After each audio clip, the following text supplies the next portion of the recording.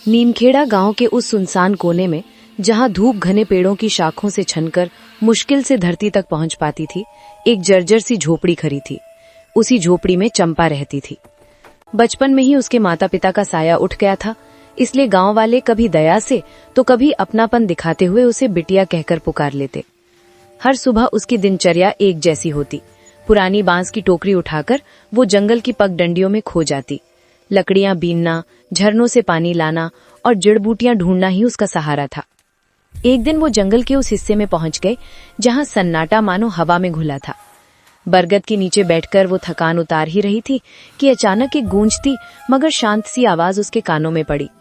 पास ही एक साधु बैठे थे, जिनके चेहरे पर एक अनोखी आभा थी। उन्होंने चंपा को देखा और समझ गए कि उसके कदम थके हुए हैं, लेकिन आंखों में बेचैनी की चमक बाकी है। क्यों री बच्ची, इतनी सुबह सुबह इन बिहड़ों में क्या ढूंढ रही है? तेरे पैरों में थकान है, पर आंखों में बड़ी बेचैनी दिखती है। बाबा, मैं लकड़ियां चुनने आती हूँ। 2 वक्त की रोटी का जुगाड़ हो जाए, बस यही बहुत है। पर आप कौन हैं? मैं मुसाफिर हूँ, पर तेरा हाल देख समझ गया कि तुझे सिर्फ लकड़ियों की नहीं, एक राह की जरूरत है।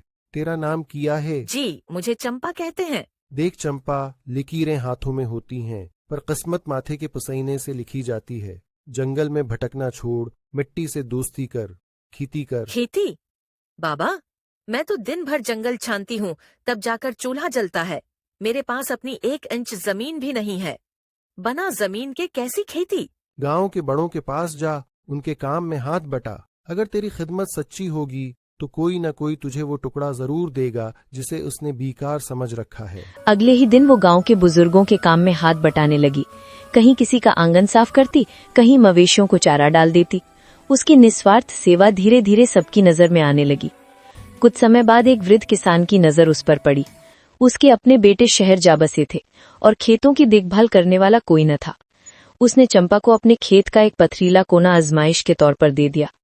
चंपा के लिए वो छोटा सा टुकड़ा भी किसी वरदान से कम नहीं था, लेकिन मुश्किल बीजों की थी। उसने कई घरों के दरवाजे खटखटाए, पर हर जगह निराशा मिली।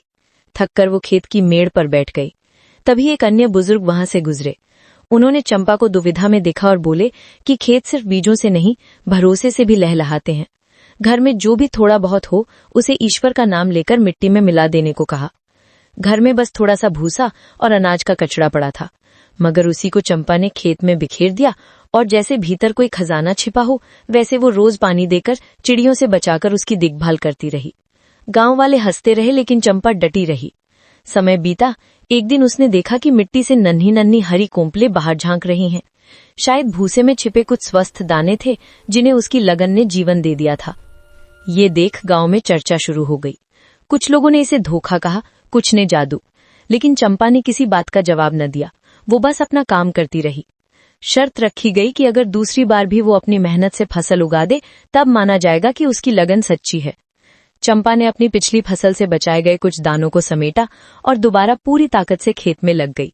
धूप, बारिश, आंधी सबका सामना करती रही। जब नई फसल तैयार हुई तो खेत मानो सोने की रोशनी से भर उठा था। बालियां इतनी घनी थी कि सब दंग रह गए।